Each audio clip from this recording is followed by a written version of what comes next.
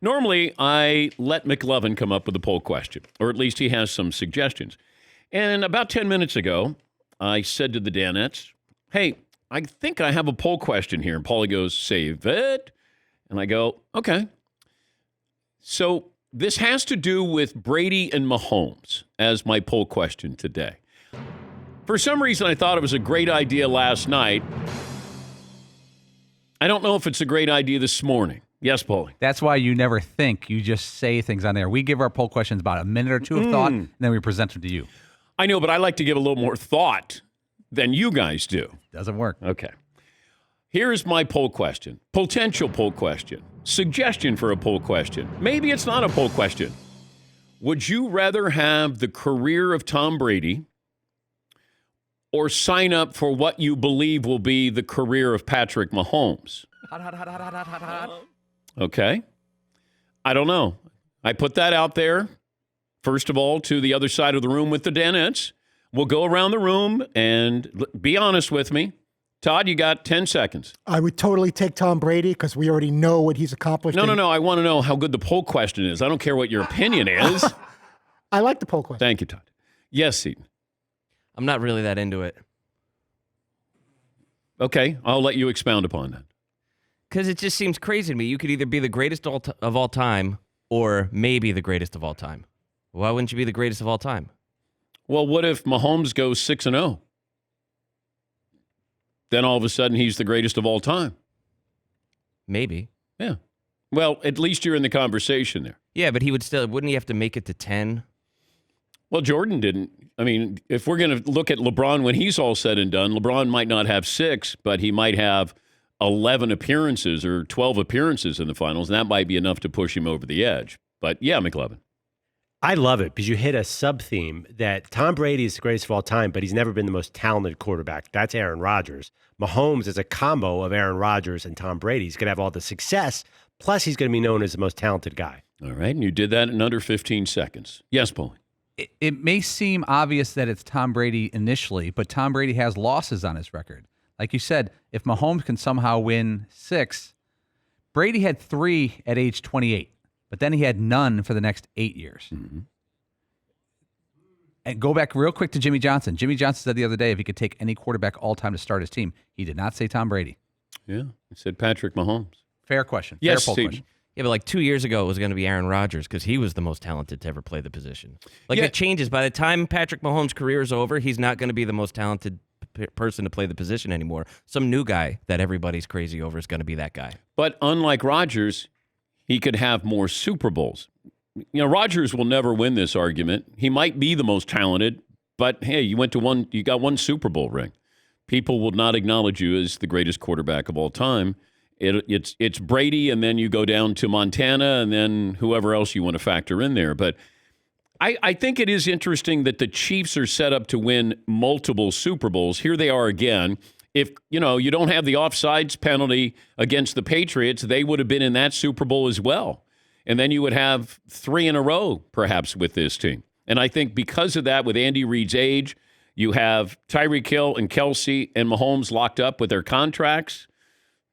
Feels like that's a pretty good head start there. If you were saying, would you rather have the potential of Mahomes and what he'll do in his career, or you can sign off and know, although we don't know what's going to happen with Brady this weekend. Because if he adds another Super Bowl here, it may not matter because he will have gone through Breeze, Rodgers, Mahomes. Although you can say going through Breeze, that's not the Hall of Fame version of Breeze, but you're going to go through Mahomes and you're going to go through Aaron Rodgers during his MVP season.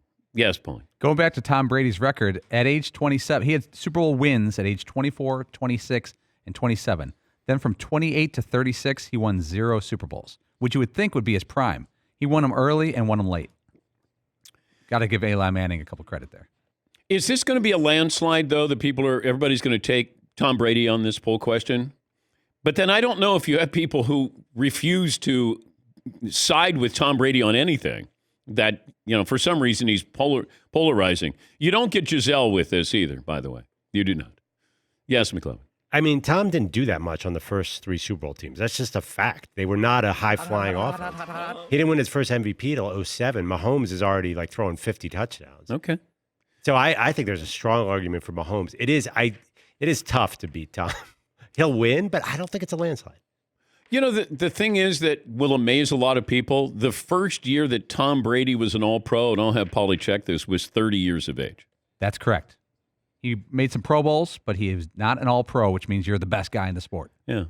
Yeah, there's a difference. When we talk about the Pro Bowl, that pales in comparison to being a All-Pro. All-Pro means you're the best quarterback. Pro Bowl means you could be the 7th best quarterback because 4 other guys decided that they weren't going to play in the Pro Bowl. Yes, Eden. So are we overrating Tom Brady? I mean, if he did nothing in those first 3 Super Bowls, they basically won with or without him. So those rings really don't count. He was just sort of along for the ride. I'm not overrating him. I think that those things mattered. I think it mattered greatly with what he did in that 2-minute drive that John Madden, the esteemed John Madden, said they should be playing for overtime, given, that Brady is inexperienced quarterback there, and he let him down. They kicked the game-winning field goal. Yes, McClellan. He threw a couple screen passes to Kevin Falk. It's not like he reinvented the game in those drives. Wow. I think Vinatieri was the hero. Well, he was. Vinatieri might be underrated. Also, if the dumb tuck rule did exist, we wouldn't even be having this conversation. Right. You're right. Yes, Paul. Tom Brady's first year where he went to the Super Bowl in 2001, in 3 playoff games, he threw 1 touchdown pass. All right.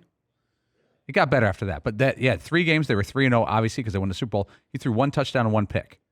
His numbers didn't really spike in the playoffs till a couple years later. Well, maybe that's when Belichick was winning Super Bowls for the Patriots, and then Tom started winning Super Bowls for the Patriots.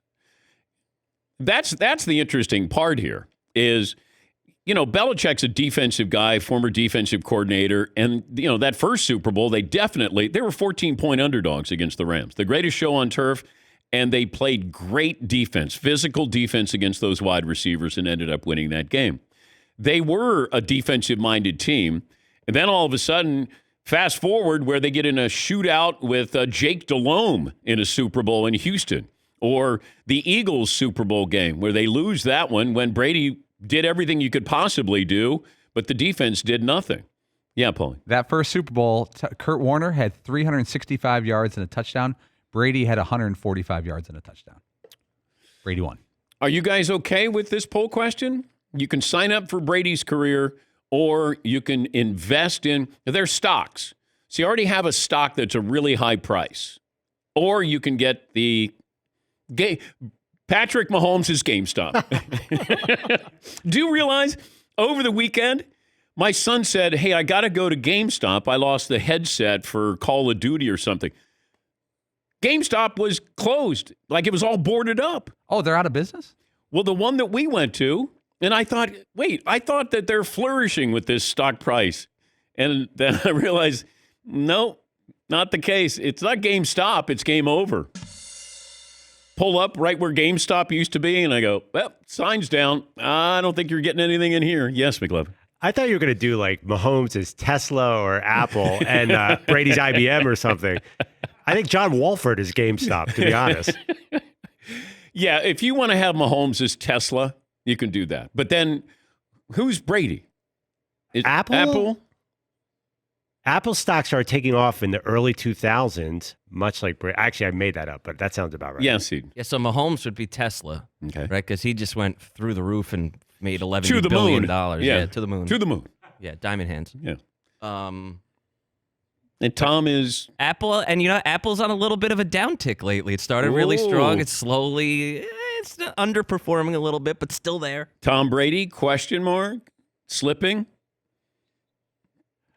Yes, McClellan. I did read an article. Apple is like 11% of the American economy is Apple right now. I just gave them $1. I don't even know what for. Is Tom Brady 11% of the NFL?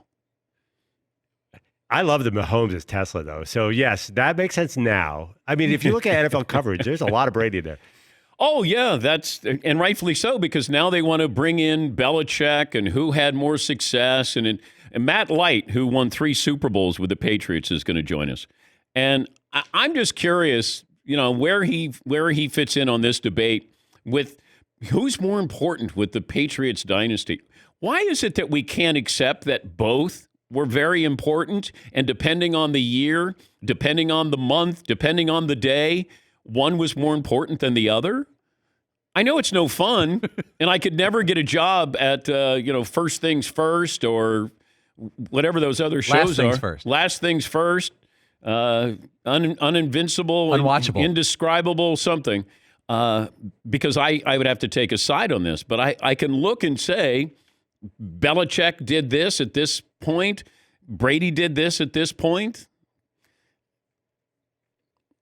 Yeah, keep in mind, the ultimate Belichick decision was he decided to stay with Tom Brady after Drew Bledsoe got healthy.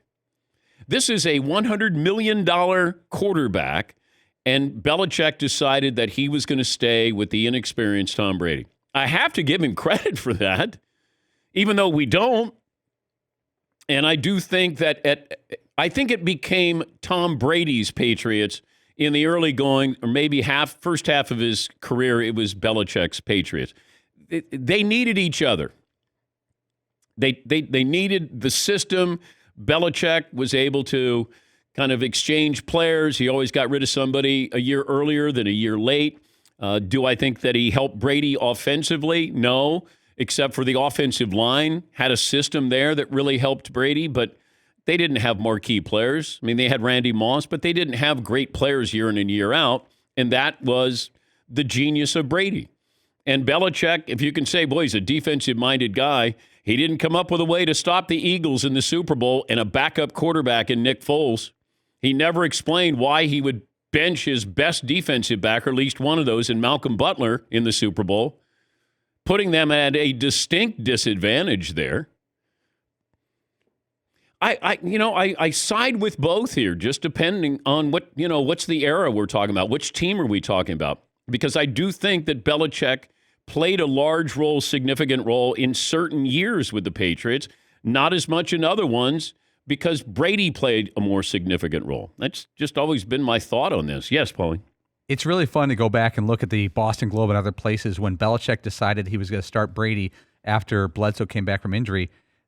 It's not the most popular decision. And if you go back to Tom's first season, his first 3 games where Brady took over, he had 0 touchdowns in 3 games, was a 50% passer. And then he went on a run where he just kind of took off.